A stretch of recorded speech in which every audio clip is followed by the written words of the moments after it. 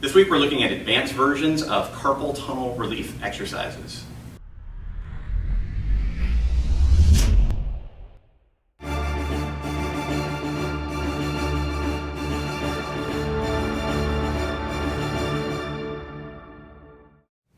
Last week we looked at a banded version of what we call a median nerve flossing technique, which is great often when people have carpal tunnel issues. Now, what I want to show you this week is another more advanced version of that.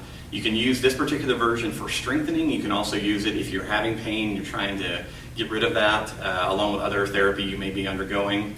Now, if you have not watched the original videos on our nerve flossing, you need to watch that. We'll include the link below this.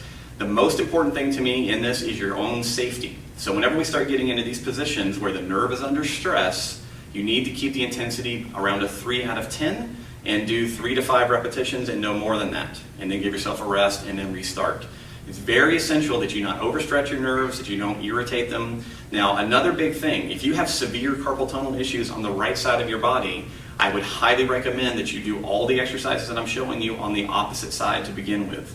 There is a lot of research around this. Very often, if you're having right side carpal tunnel problems, we can work on the left side nerve, and because of the way it tractions the median nerve on the right side through the spinal cord, you can get some relief that way. So it's really essential that you do not increase your pain from any of these exercises, all right? So to remind you of last week, we went through a simple gripping of the band, pushing out like this. If you noticed in last week's video, I made sure that the band was around my palm. I do not want to have it around my fingers. If I put the band around my fingers, the amount of stretch and stress on my wrist is probably too much. So I'm just going to keep the band around my palm. Now, what I want to do for this week is I want to show you a solution, again, using bands. As I mentioned before, we use a lot of bands in our program because we can load mobility. If you're familiar with our Strength Gym product, we use bands all the time to go, all right, if we want to have smarter elbows, smarter feet, sometimes just doing basic mobility is insufficient. We have to add stress to it, and that's what bands are for, because it allows you to do all kinds of cool movements. So what we want to look at this week is using 2 bands rather than 1. So what we're going to do for this particular setup is we're going to use the heavier band. In this case, I'm using a red band. I've put it under my right side foot. I want you to put it under the foot on the side that you're going to be exercising. So I'm going to be working on my right arm. So again, the band's under my right foot. I'm then going to carefully pull the band up and place it over the same side shoulder. Now, the band is going to help me hold my shoulder blade down. And whenever we're doing any kind of neuromechanic drill or these nerve flossing drills, keeping the shoulder blade down is one of the most essential pieces to having it be a good exercise. Now, so I'm going to kind of passively, if you will, use this to begin with to help me with my setup, and then I'm going to go to a lighter band. So in this case, I'm using this really small orange band, and I'll go to the same setup as yesterday, or the last block. So now, once again, I'm going to push out, all right? And again, I said this is an advanced version. So what I have now is I have the band pulling me down. I have my basic setup, fingers pointing at the ceiling, elbow locked, nice and tall. So what I want to do from here is I'm just going to tilt my head away and just simply push my palm forward. So my basic exercise is just going to be this. Now with that particular motion, I'm getting a nerve floss that goes all the way from my neck down to my hands.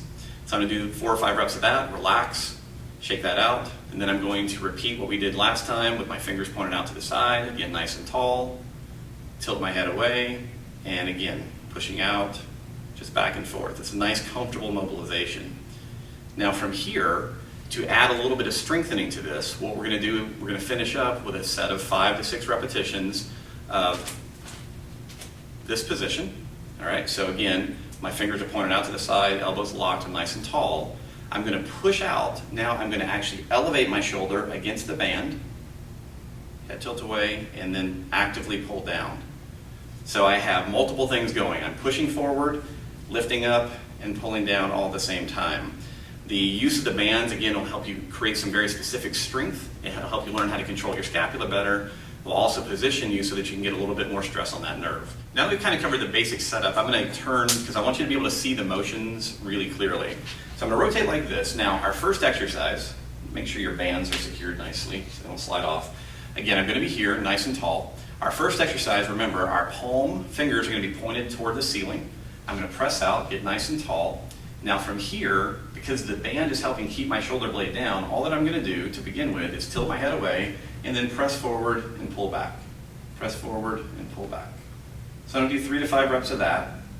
And I may try to increase the distance that I'm traveling, or if I need more pressure in order to feel like I'm doing something important, I can press this hand out so that I actually increase the tension on the band. So that's version number 1. Version number 2 is I'm going to set here, turn my fingers out to the side. This is going to be usually a little bit more intense. So once again, I'm going to be here, tilt my head away, and lengthen forward. Again, I'm pushing out against that band resistance, and this band is helping control my shoulder. Our third version then is the most complicated. It's also going to require and help you build some very specific strength to control your scapula. From this one, I'm going to again start out with my fingers pointed out to the side. Now I'm going to push my hand forward. From here, I'm going to elevate my scapula, pull my scapula down. So you can do that a couple times just to get comfortable with it. Then the whole exercise is tilt your head away, push forward, elevate, pull down, elevate, pull down. Just like that. So those are the 3 different versions. And again, because we're trying to glide that nerve or floss that nerve, getting a little bit of distance between the palm and the shoulder will help put it under some load. So this is a 2-band version of a couple different drills that you can do if you are trying to rehabilitate from a carpal tunnel injury, or maybe you're doing therapy post-surgery.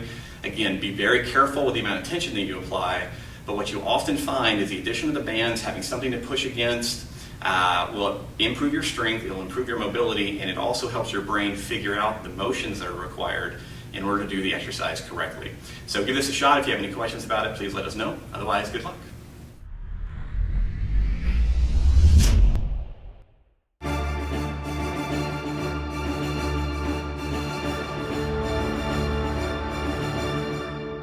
don't even know if I was rolling.